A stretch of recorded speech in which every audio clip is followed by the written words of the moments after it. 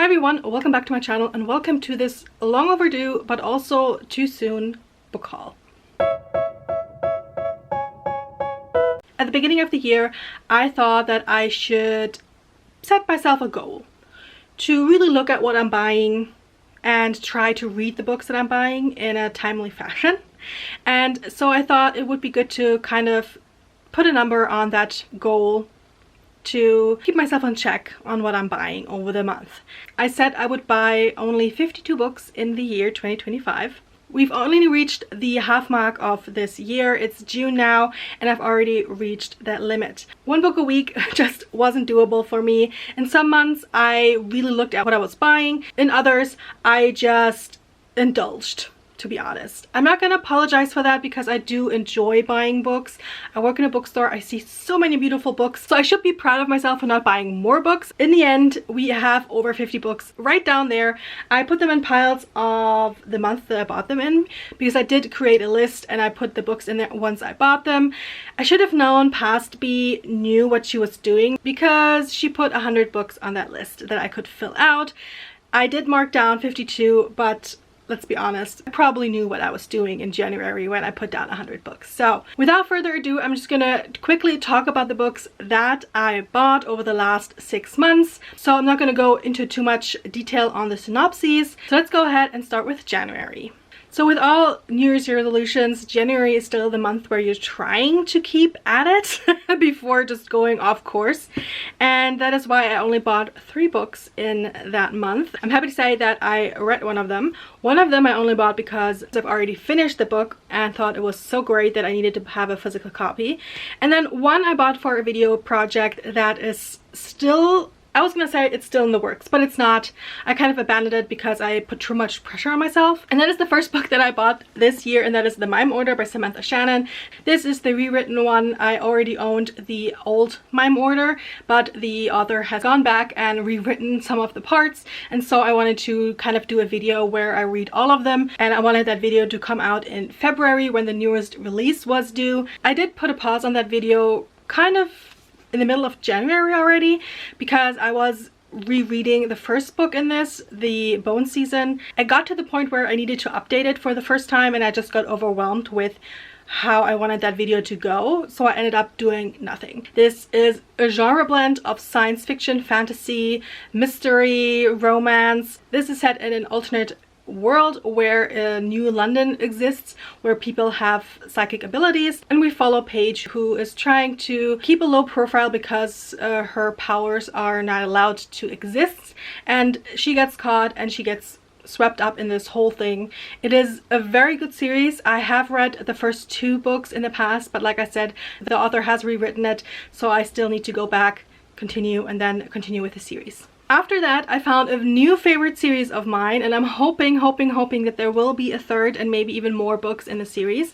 And that is the series by Kate Purcell. Bittersweet in the Hollow is the first book in the series. This was an automatic new favorite of all times, so I thought I should get a physical copy. So I did. I am already looking forward to rereading this, to be honest. It is such a good story. In this series we follow a family of witches, and all of the sisters in this family have special powers. And in this first one we follow the sister who can taste feelings of other people. It was so well done and it's such a beautiful story. It has a mystery part in it, like a murder mystery, and I just couldn't put it down. I loved the family aspect of it. There's a second book, was just as good as this first one. If you like eldritch kind of creepy things crawling in the woods kind of stories, this is for you. And then I bought 4 Ruined Realms by Mike Corland. This is the sequel to 5 Broken Blades. I am really enjoying this series. I reread the first one in order to go into the second one, and now I can't wait for the third book, which is going to be released this year as well. And in this we follow 6 people who come together to plan the assassination of the king, who is supposed to be immortal, so there is like a heist going on in order for them to take away his immortality in order to kill him. And all of these people, we have all these different point of views. They have all their own reason to be in this group. There is betrayal, there is plotting, there is politics, there is love. I really love this group of people, and I can't wait to see where this one goes next. Like I said, this is the sequel though, so start with 5 Broken Blades if you're interested. So that was January. Good, right? I did good. But at the end of January, I did go to Edinburgh with my sister over the long weekend. And of course, during our visit, I went to so many bookstores and I couldn't help myself. I did buy a lot. Not all of them were new. A lot of them came from charity shops.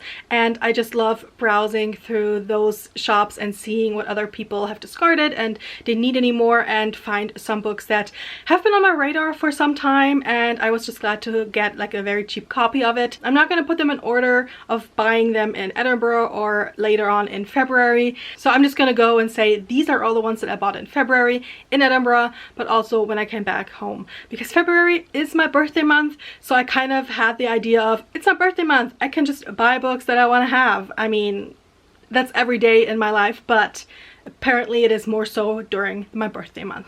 So with no order in these, I'm just going to show you. This is I Wish You Would by Eva de Laurier. I got this in Edinburgh. It was like £2 and I just thought the cover was cute and the idea behind it is cute. And it is about a group of friends who are all going to the beach with their senior class before senior year starts, and they have this tradition in the school that they put down all their wishes and hopes and feelings for the last year in high school, and then they burn those notes. Now something happens and some of these notes are scattered in the wind, and some secrets might come out that people don't want them to come out, so now they're hastily trying to figure out how to get those letters back. Another book that I'm hoping to read in June actually is Don't Let the Forest In by C.J. Drews. It had been on my radar for some time. I quickly realized I wanted to own a physical copy. I still haven't read it, but there is a buddy read of this going on with Gavin and his Patreon, so I'm hoping to get to reading this in June or July. And in this we have another creepy forest and creepy creatures coming to life. This time around they seem to be manifestations of things that a boy is drawing, and his best friend is trying to help him conquer these and also conquer the feelings that might arise for this friend. This has a lot of queer representation, I'm told, and I can't wait to get into this. It seems like it might destroy my heart. I hear nothing but good things about this. And then we have a cozy fantasy, and that is The Hedge Witch of Foxhall by Anna Bright.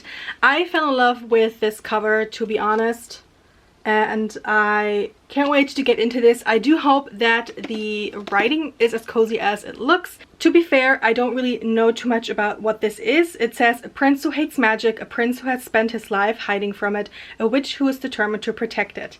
This does take place in Wales, so I do believe that we will have this kind of retelling of maybe myths from that land, and it will also probably be a kind of fight between magic and the people who want to oppress magic. I have been eyeing it for some time now.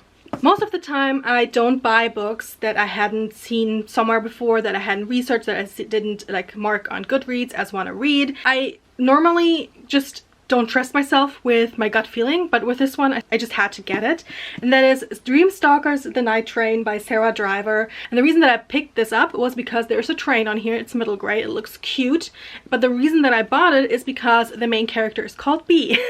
I am hoping to at some point get to this one. It seems to have like a very nightmarish evil being lurking in the background kind of story to it. And I mean, there's a train. I love train stories. I don't know what it is about them, but yeah, that's kind of why I needed it. And I do have a video idea for this one, so hopefully over the summer I can get to this one. Oh, there's still a sticker on here. I am so sorry, but it reminds me that I started this book in Waterstones in Edinburgh and I had to stop reading the first chapter because I was tearing up in public. So that is Blood Over Brighthaven by Emma Wang. I have read this since then and I loved it. It's one of my favorite books of the year. This has such a unique magic system. It has a lot of social commentary and I just love how it was handled. I love that it's a standalone. I love how everything wrapped up. I love that moment when you kind of knew what was going on. There is a moment in the beginning you're kind of like, what is happening? What is this magic? What is all of this? And then at one point you're like, oh my god, oh my god. And I just loved it. I will at some point go back and reread this. I still have another book by this author on my TBR though, so hopefully I can get to that one and then come back to this one at some point. Then we have another one that I am currently reading, and that is The Favorites by Lainey Fargo. This is the story of two ice dancers.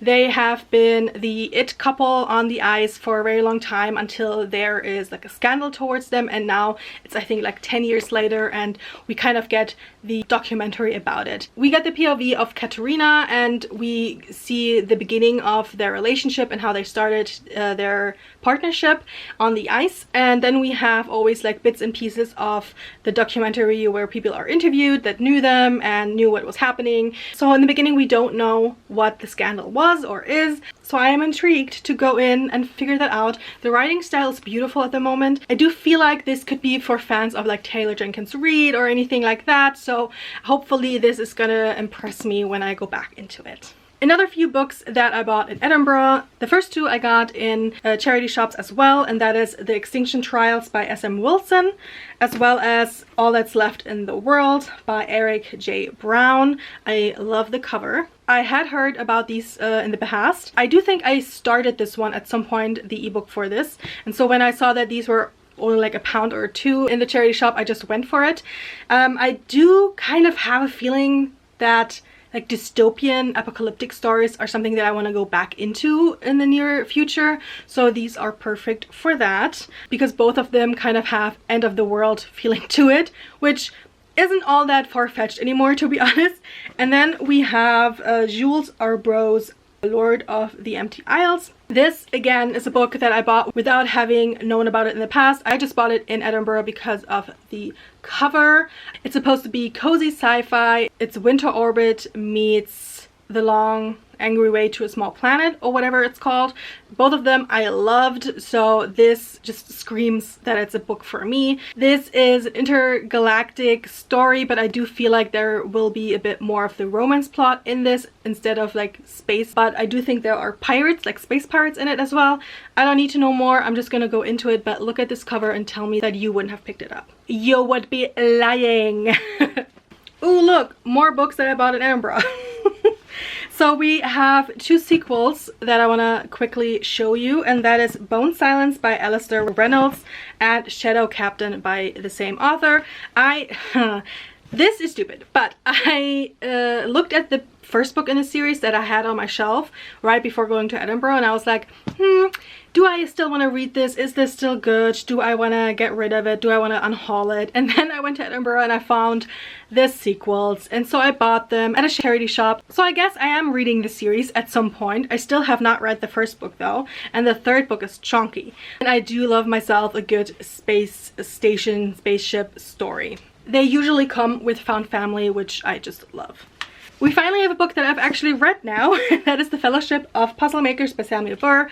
When I got this in Edinburgh, I found it in a charity shop. I had just started the German translation of this and I really enjoyed it, so I thought I would go ahead and pick up the physical copy of the English one. There is like a little puzzle piece stenciled out. I did enjoy this book. This is about a group of people who are all puzzle makers. They all live together in this big mansion, and one day they find a little baby on their doorstep and they raise him, and this book is all about him trying to figure out how he ended up there and what his future might entail. When I went into this, I did think that there would be more of this mystery of what happened to him, but it does actually feel more about finding yourself and just a little cute love story as well in this one. So I did enjoy it, and I'm glad that I read it for a book club right here where I live. Next, I got Matthew Perry's Friends, Lovers, and the Big Terrible Thing. Again, I found this in a charity shop and I couldn't pass it by. I do want to read this, but I do need to be in the right headspace for this memoir, especially if you read the first paragraph where it says, "Hi, my name is Matthew. Although you may know me by another name, my friends call me Maddie, and I should be dead." And he is dead now, so it is gonna be a while until I read this, I know, but I do want to get to it eventually.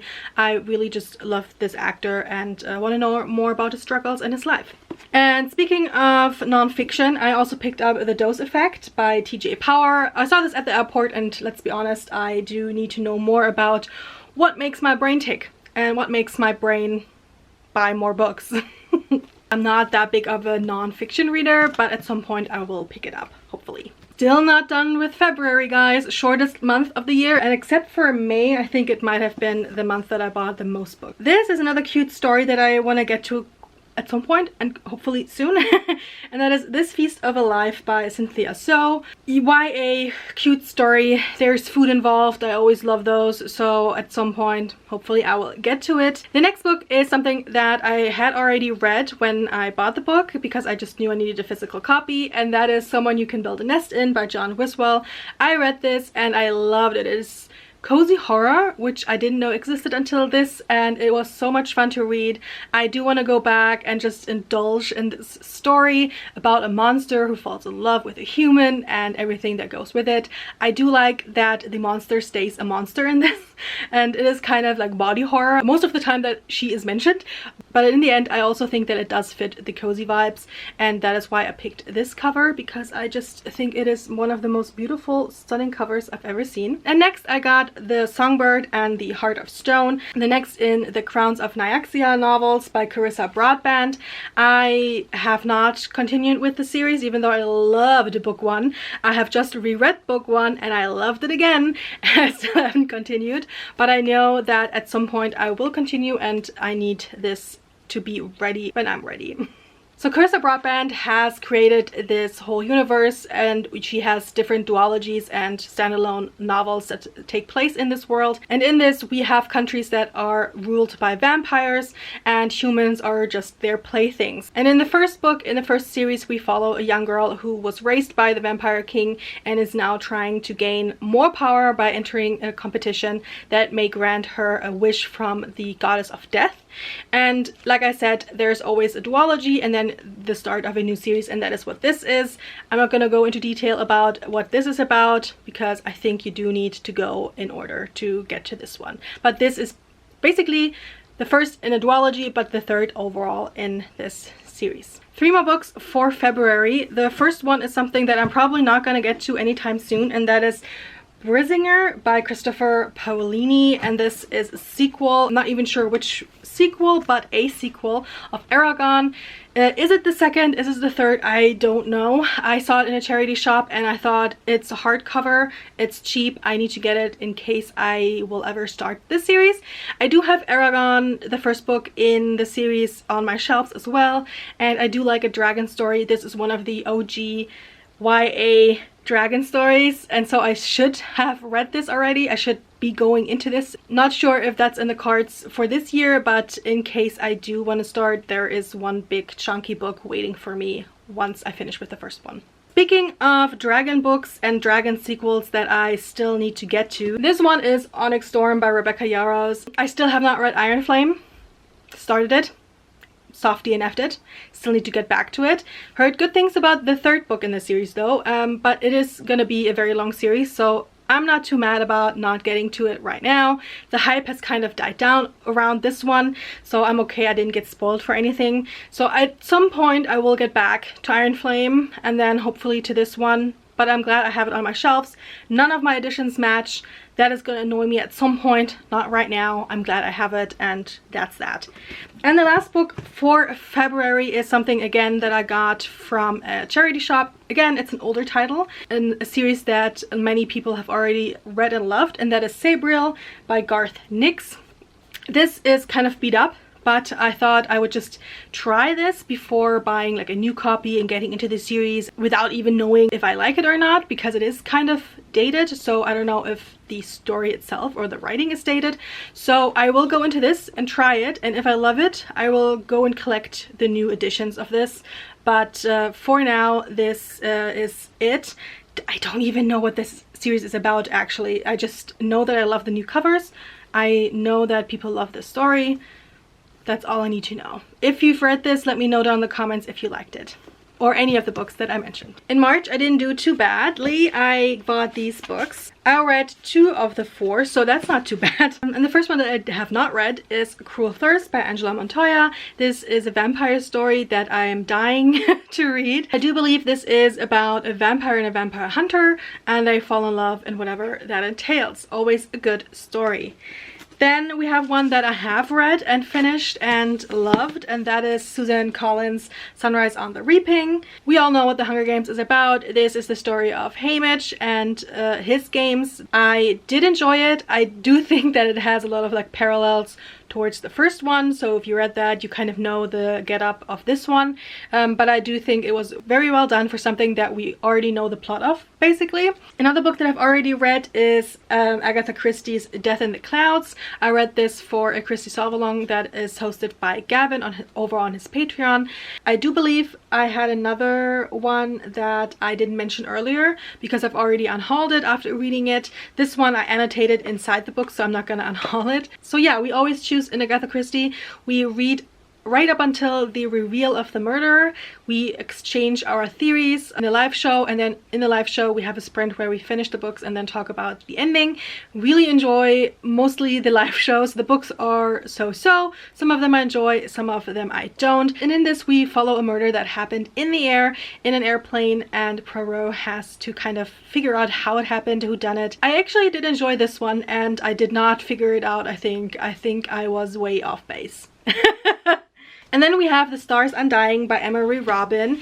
I do believe I got this because there was a sale on this, and I was like, a sale on a hardback sci-fi? Yes, please. I am intrigued just by the cover of it. It says Loyalty, Legacy, Betrayal. The Stars Undying is a queer, spectacular space opera inspired by the rise and fall of ancient Rome and Egypt and the lives and loves of Cleopatra and Julius Caesar.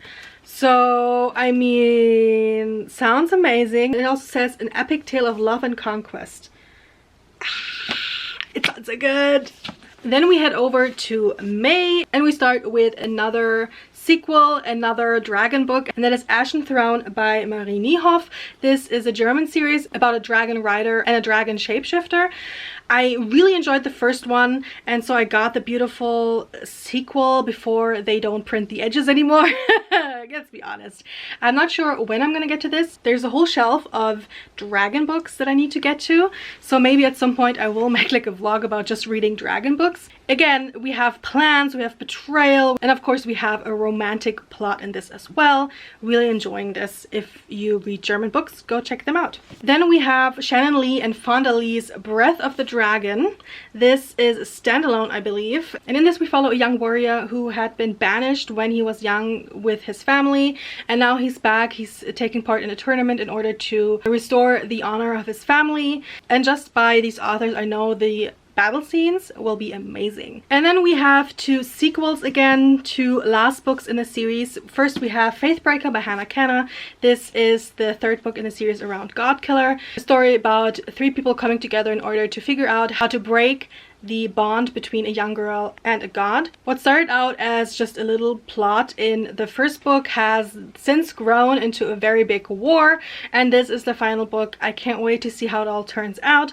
I really did enjoy book 2 as well, and so just seeing this cover makes me very giddy, to be honest. And then I have a stand-in for Fearless, and I'm holding up Powerless. This is the first book in the series. I do have Fearless as a physical copy, but I lent it to my sister because she is overtaking me in reading this series. I still need to read Reckless. I have read Powerless, I've read Powerful, then I started to reread Powerless because reading Powerful just reminded me how much I love the characters, but now I'm stuck in the middle of my reread. Then I need to read Reckless until I get to Fearless. A while ago in this world we had a plague that happened and left people with powers and others without, and now everyone who is powerless is a danger to society and is banished from the city or killed even. And so we follow a girl who is trying to keep it low-key because she does not have powers. She has been faking them her whole life, and in order to survive she needs that to stay the case. But after saving the life of a prince, she is kind of thrust into the limelight and now needs to prove herself during a tournament that is supposed to be between people with powers. Nobody knows that she does not have any, and so now she has to do everything in her power to survive. Really enjoyed the first book when I read it 1.5 years ago now. On my reread I did notice that the writing isn't the best, but I am still enjoying it, so I'm hoping to continue with the series and hopefully finally get to Fearless. We've gotten to May, and May is a lot. I did some damage, to be honest. again, I'm just grabbing these willy-nilly. So the first book that I'm holding up is a graphic novel, and that is Saga Volume 12. This is on my TBR for this month, and I can't wait to get back into this story. This is an intergalactic story about two people from opposite sides of the war coming together, forming a family, and being hunted for it. Volume 12 is way down the line, so there's a lot that has happened, and I can't wait to see what's next. The next two are sequels as well. First we have Bloody Rose by Nicholas Eames. This is the follow-up of Kings of the Wild. I really enjoyed that one. I love the humor in it and the story where we follow old mercenaries who have to put the band back together in order to save the daughter of one of their own. And now we follow Rose and her band of mercenaries when they need to figure out how to save the world. Hopefully the humor hits the same way. Can't wait to get to it. As well as the sequel to Dungeon Crawler Call. And the sequel is Carl's Doomsday Scenario by Matt Dinniman. And I gotta be honest, the first book was only okay for me. I did find it a bit repetitive at times, and I was kind of, should I continue the series? But then we had the live show for it, and it was just so fun to talk to Gavin and his patrons about how much fun we all had. And it's true, I did have fun. So I went ahead and got the physical copy for the sequel. I feel like if I just need a good time, I will get to this one. In this, we follow Carl, who has a problem. The world has ended, almost everybody has died, and the rest is kind of thrust into this game where they need to perform and get through different dungeons in order to save the world and humanity. And he is just one little guy trying to survive.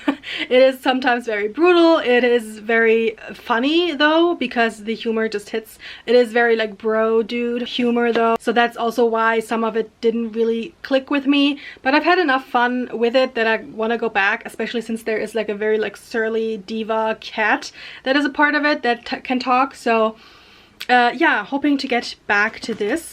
And then we have another book that I bought a physical copy because I just loved it when I read it digitally, and that is A Fragile Enchantment by Alison Saft. This is one of the most surprising books of the year for me because I loved it so much. This is Jane Austen meets Bridgerton. This is basically the embodiment of the hand flex scene in Pride and Prejudice. If you know that one, you know the feeling that you would get from this book. We follow a tailor who's asked to make all the garments for the bride and groom of the royal wedding, and when she gets there, she gets to know not only the not so happy couple but also their friend group, and she gets entangled with all of them. When I say that this is good for the soul, it is good for the soul. I mean, I felt so like giddy and happy when I was reading this, and I love that we don't have this big villain character. We have characters who are opposed to our character, our main character. We have people who maybe dislike them or they have other plans going forward, but never did a character feel like a cliche of these typical stories. So I really liked that we just follow authentic characters going into this, and the magic is so cute because our main character can weave emotions into her garments, and the way that it works is such a cute way of showing it. Other people have powers as well, but it's not the main focus of this story. It is just woven into the plot. See what I did there? And it's just part of their everyday life. Another book that I got after reading my arc for this and loving it, and it's one of the best books of the year for me, and that is The Raven Scholar by Antonia Hodgson. Is this one of my favorite books of the year? Yes, it is. It is chunky, it's beautiful, it has epic fantasy, it has gods, it has plot twists, it has just everything, and I'm in love with this book. I just knew right from the get-go that I was gonna love this once I started my arc for this, and I just needed to have a physical copy. In this we have a romance subplot, we have a mystery subplot, we have a competition subplot, all of it woven together to make one beautiful story, and I just loved where this went in the end. And the tagline is, "Win the throne, destroy an empire, either way it begins with murder."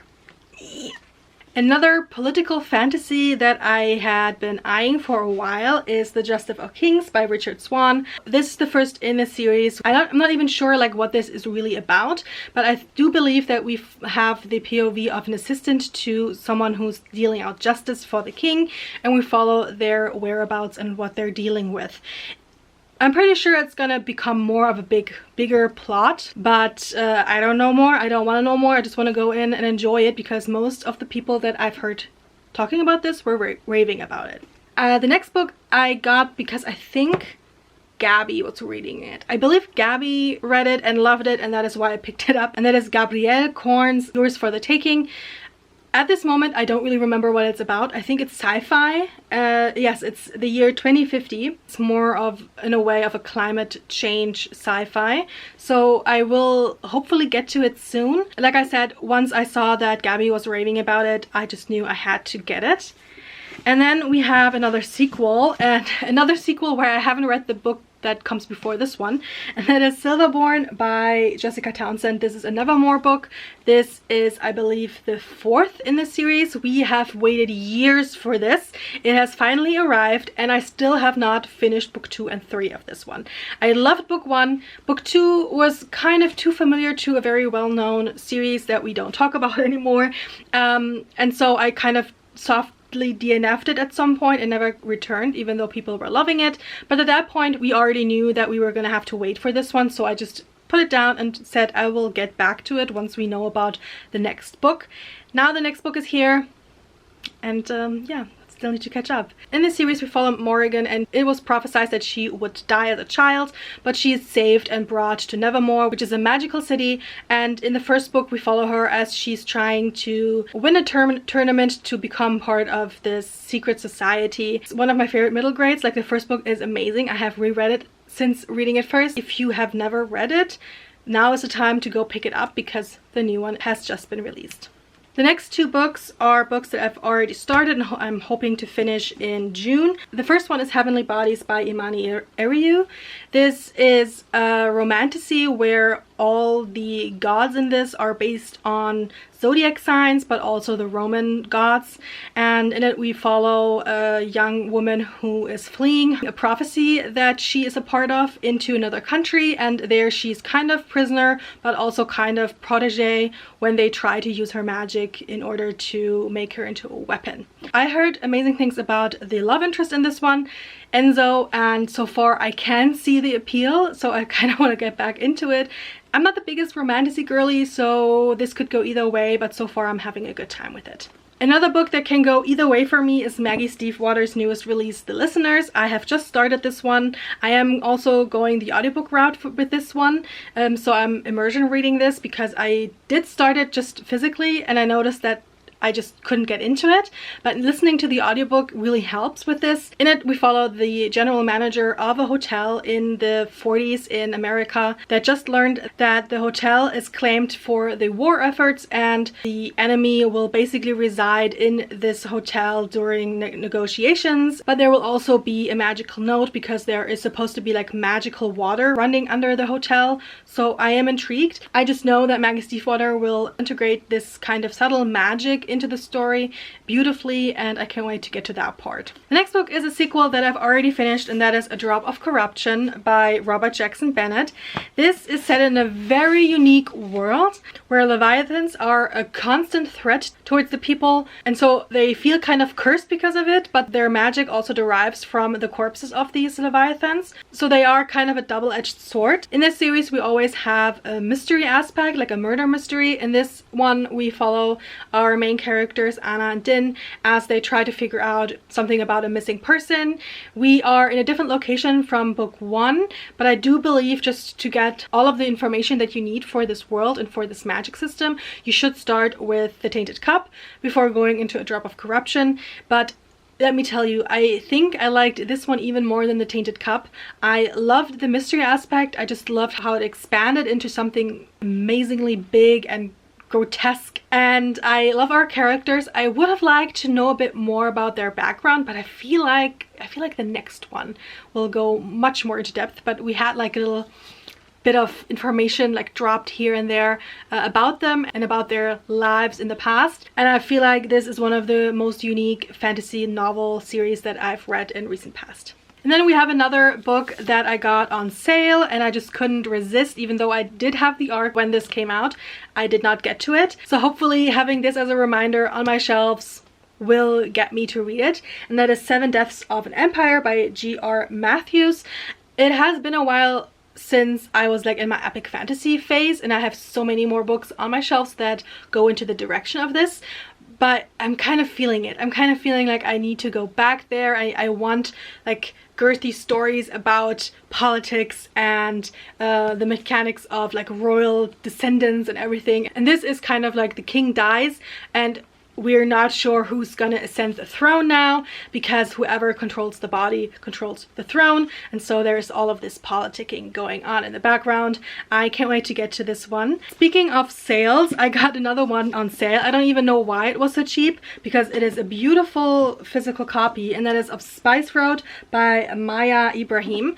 I have started this one in the past. I think I got it from the library and I needed to return it. That is why I never finished it. This is set in a world that is mostly desert. What I remember is that they are very like isolated from everything outside of their country, and then something happens that makes the main character go after her brother, I think, something along the lines. So I do want to continue with this one. I did like the writing style and the characters, so I'm hoping to at some point get back to this one. And then we have 2 new releases that I couldn't not get, and the first one is The Night and the Moth by Rachel Gillick. This is on my June TBR. I can't wait to get to this one. I have read from this author before, and I know that I like the writing style, and I've heard nothing but amazing things of this new release. In it we follow a diviner who is kind of trying to figure out a mystery of her fellow diviners going missing, and the only person who can help her is a knight that is very like dismissive of her profession and what she does, and they kind of need to figure out what is going on. Again, I think there's going to be more politics involved once they kind of figure out what's behind everything, and also some romance. And then there is a book that I'm not too sure about anymore, and that is Silver Elite by Danny Francis. There has been some controversial about this author because we don't know who it is. I understand both sides of the argument of people saying if someone wants to write under a pseudonym, it's okay and nobody should try to figure out who the person is.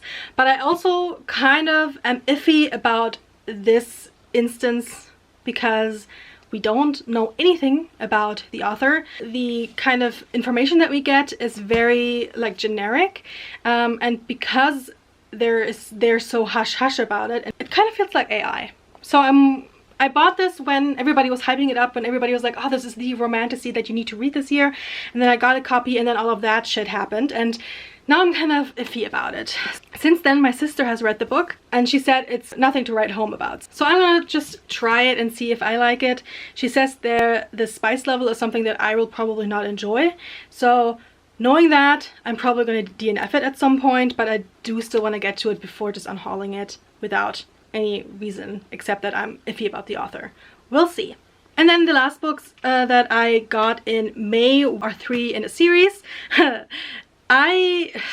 In the past I said that I wouldn't buy any more whole series without having at least read the first one. That is a lie. I did it now because I've heard nothing but great things, and so I really hope that I like the series, and that is Mark Lawrence's The Book That Wouldn't Burn, The Book That Broke the World, and The Book That Held Her Heart, which has just been released. So now I have all 3 of them. I don't even really know what it's about, except that it's a magical library that is kind of like an entity in this whole thing, and that we're, as the character, are kind of trying to fight it at some point. I don't know what else. It is chunky, the first one. The other 2 are kind of okay, but the first one is really big, so it's kind of intimidating. But yeah, I really do want to get to this at some point. I have read things by Mark Lawrence before and I enjoyed them, so here's hoping that this is no different. So that was May, and now we are on the 8th. It's the 8th of June now, and I already bought 5 books. I'm sorry, my colleagues left me alone to tend to the bookstore, and I just thought, well, I should treat myself. So I did. The first one that I got is Death on the Caldera by Emily Paxman. This got me again because of the train. It's supposed to be Agatha Christie but with magic, so I'm here for it. I am thinking of waiting until Summerween to read this because I feel like it does have like the spooky Halloween vibes that could work very well for those prompts. Speaking of Agatha Christie, I also got the next book for our solve-along, and that is Evil Under the Sun. I don't know what this one is about, but I know that I will do my best to figure out who done it and how. It does seem very like summery, so perfect for this month. And then I got 3 books. All of them I have arcs for. All of them I have not read or finished. I did start one of them though, and I think the books are so beautiful that I just had to get the physical copy, even though I don't know yet if I really love them, but high hopes, high hopes. The first one, and the one that I started already, is The Floating World by Axio. I love this, but I also love the different cover, and I might get a physical copy of that one as well once I finish this one. I read 40 pages and then I decided to get a physical copy because I just knew that I would enjoy it. And this one we follow a mercenary who is on the hunt for a missing girl who's supposed to have magical abilities. He doesn't have memories from 2 years ago, so he's kind of just trying to survive. And he meets up with a girl who is also trying to figure something out, and that is who is behind the attack on her adopted family. So she goes back to where she came from before she was adopted.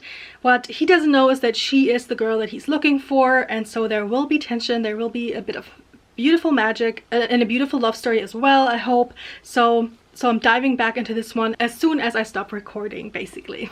Next we have Bury Our Bones in the Midnight Soil by V.E. Schwab. I have had this arc for months now, and why did I not get to it? I don't know. Love the flop, and this is supposed to be about like a toxic relationship between vampires, or like something like that, but it also is supposed to have the writing style of Eddie LaRue, which is a book by V.E. Schwab that I loved. So I want to get into it right away after finishing all the other books that I'm in the middle of. But yeah, this needs to be read very soon. And the last book that I got is Brittany Arena's A Dance of Lies. Not gonna lie, it's the cover that did it for me. This is beautiful. It's beautiful. And it has an intriguing plot where someone sits in jail for something that I believe she didn't do, and now the king who has put her there is asking for her help to become a spy, and by doing that and working for him she can gain her freedom back. So it's gonna be interesting to see who she can trust, if she can trust anyone, or if she's gonna get him back in any way. So I can't wait to get to this one as well. Those are the 50+ books that I got from January to June. Middle of June, I can't promise that I won't buy anything else in June, but this has been my haul so far in this year. Let me know down in the comments if you've read any of them and what you thought and what I should prioritize going forward. Filming this has just made me realize again how much I adore these books and how much I want to read all of them. And with some of them I already have plans to read them very soon, and some of them I have already like video ideas for. But yeah, just seeing all of these books, I'm just like, yes, I need to read these. And if you liked the video, don't forget to like it and subscribe if you haven't already. And until the next time, I hope you have all the great reads. Bye!